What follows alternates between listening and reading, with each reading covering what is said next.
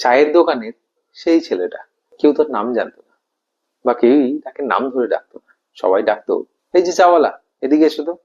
ছেলেটির নাম ছিল রতন। ছোট্ট একটা স্টেশনের পাশে তার বাবার একটি ছোট্ট চায়ের দোকান ছিল। বাবা অসুস্থ হয়ে পড়লে রতন মাত্র 11 বছর বয়সে স্কুল ছেড়ে দোকানে কাজ করা শুরু করে। অন্য ছেলেরা যখন খেলাধুলা করতো, রতন তখন গরম চা হাতে নিয়ে প্ল্যাটফর্মে ছুটে বেড়াতো। একদিন ট্রেনে এক ভদ্রলোক চা খেতে খেতে রতনকে জিজ্ঞাসা করে, কিরে, তুই স্কুলে যাস না? রতন একটু চুপ থেকে বলল, গেছিলাম, এখন আর পারি না। বাবা অসুস্থ তো, তাই বাবার দোকান চালাই। কথা শুনে ভদ্রলোকের চোখে জল এসে গেল। তিনি টাকা মিটিয়ে চুপচাপ চলে গেলেন। রতনের সেই কথাটা মনে থেকে গেল। সেই রাতে রতনের চোখে কিছুতেই ঘুম আসে না। সে শুধু ভাবতে থাকে, সবাই তো স্কুলে যায়, সবাই খেলাধুলা করে, আমি কেন করতে পারি না?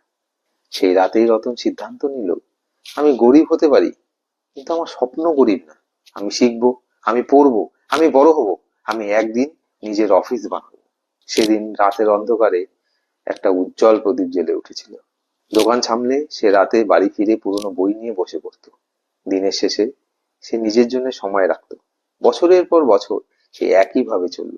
স্থানীয় লাইব্রেরি থেকে সে বই ধার করে নিয়ে এসে বাড়িতে পড়তো।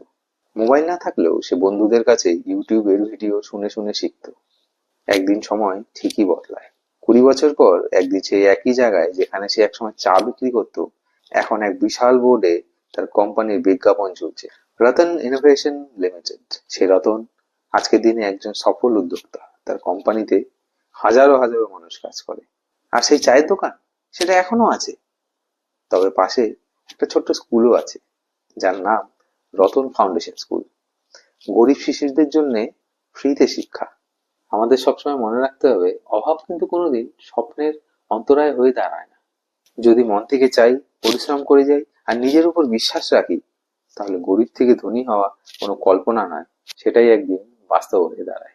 গল্পটি ভালো লাগলে চ্যানেলটিকে অবশ্যই সাবস্ক্রাইব করুন, ফলো করুন এবং বন্ধুদের সাথে শেয়ার করুন। প্রতিদিন এরকম আরো নতুন নতুন মোটিভেশনাল ভিডিও পেতে আমাদের সঙ্গে যুক্ত থাকুন। দেখা হচ্ছে নেক্সট ভিডিওতে আরো একটি সুন্দর মোটিভেশনাল ভিডিওর সাথে। ততক্ষণের জন্য ভালো থাকবেন, সুস্থ থাকবেন। নমস্কার।